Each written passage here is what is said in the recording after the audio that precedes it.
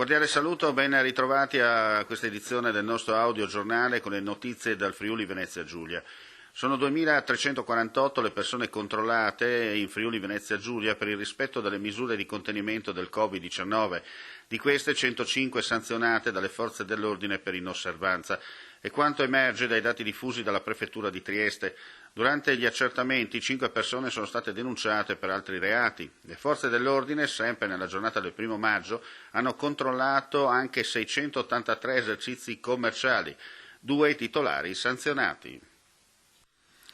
Alla vigilia della ripartenza produttiva del 4 maggio, il presidente di Confartigianato Friuli Venezia Giulia, Graziano Tilati, e i presidenti provinciali di Trieste, Udine, Gorizia e Pordenone hanno raccolto le preoccupazioni del territorio e si sono rivolti con una lettera aperta a Guardia di Finanza, Carabinieri, Agenzia delle Entrate e Polizia Locale, affinché i controlli necessari e doverosi che saranno effettuati per verificare la legittimità dell'apertura e il rispetto dei protocolli di sicurezza diventino occasione di incoraggiamento e non di ulteriore frustrazione per le aziende.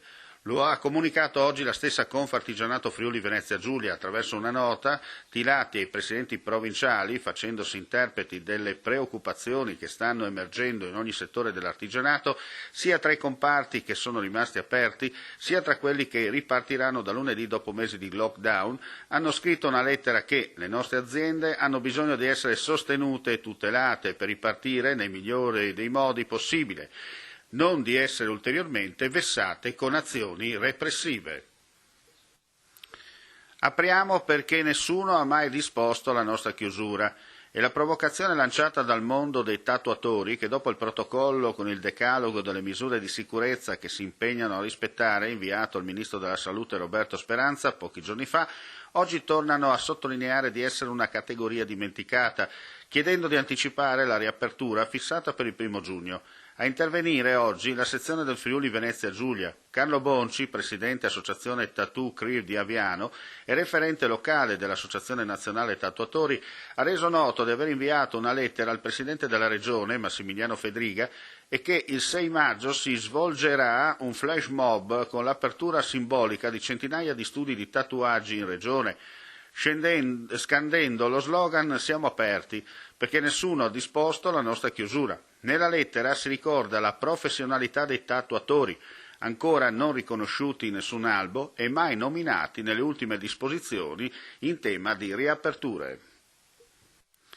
È stato prelevato per essere portato momentaneamente a Palmanova presso la sede regionale della Protezione Civile e da lì a breve sarà inviato a destinazione.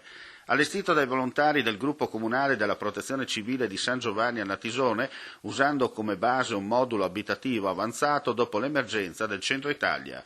Ha 2 vani collegati da una finestrella e serve per il prelievo di tamponi virus. Da un'altra parte sta il sanitario e dall'altra il paziente. Insomma, un'altra buona notizia per quanto riguarda il sistema di intervento e di prevenzione per quanto riguarda la pandemia Covid-19. Protezione Civile, come sempre, in prima linea. È tutto per quanto riguarda questa edizione. Alla prossima.